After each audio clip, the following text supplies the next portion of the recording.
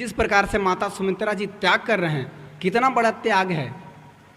14 साल राम जी का वन जाने का मांग रहे थे कैकई वरदान, फिर लक्ष्मण जी उनके साथ जाने का कारण वजह सुमित्रा जी हुए। सुमित्रा जी बता रहे हैं कि आप जाइए और राम जी का सेवा कीजिए और अपने जीवन का मुख्य जो लाभ है, जो मुख्य जो उद्देश्य है, उसको आप पूरा कीजिए।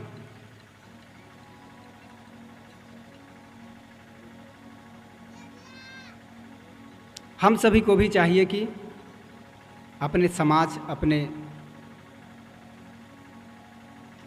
राष्ट्र के सम्मान के लिए, भारत के महिमा गरिमा को बचाने के लिए धर्म के कार्य में लगे। कम से कम लगे नहीं तो जो लगे हुए हैं उनको प्रोत्साहित करें। प्रोत्साहित भी नहीं कर सकते हैं तो आप उनका कार्य को साथ दे, सराहना करें। आप सराहना भी यदि न कर सकते हैं तो मौन रहें, और मौन भी यदि नहीं रह सकते हैं तो फिर भगवान मालिक हैं। हम सभी लोग को कुछ राष्ट्रहित और कुछ धर्महित कार्य करना चाहिए। भगवान जी भी धर्म हेतु अवतरे गोसाई, मारहूं मोहि व्याध की नाई। अभी हम लोग बाली और सुग्रीव के चर्चा छोड़ ही रहे हैं। किस प्रकार से मित्रता होना चाहिए, ये कोई रामचंद्र जी से सीखे। सुग्रीव और रामचंद्र जी के जो मित्रता है बिल्कुल अगाध और बिल्कुल कृष्ण जी के तरह है।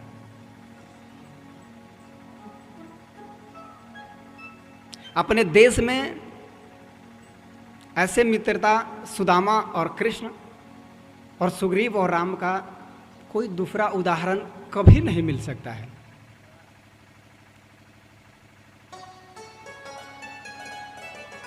सुग्रीव जी के जब अपने पास बुलाए हैं रामचंद्र जी, तो बुलाने के उपरांत अग्नि के साक्षी मानकर वो मित्र बनाए हैं। कहा जाता है कि जे न मित्र दुख हो ही दुखारी, तिन्हीं बिलोकत पातक भारी। आप सभी के बीच में मैं विराजमान हूँ, उपस्थित हूँ, तो इसका बिल्कुल कारण मेरे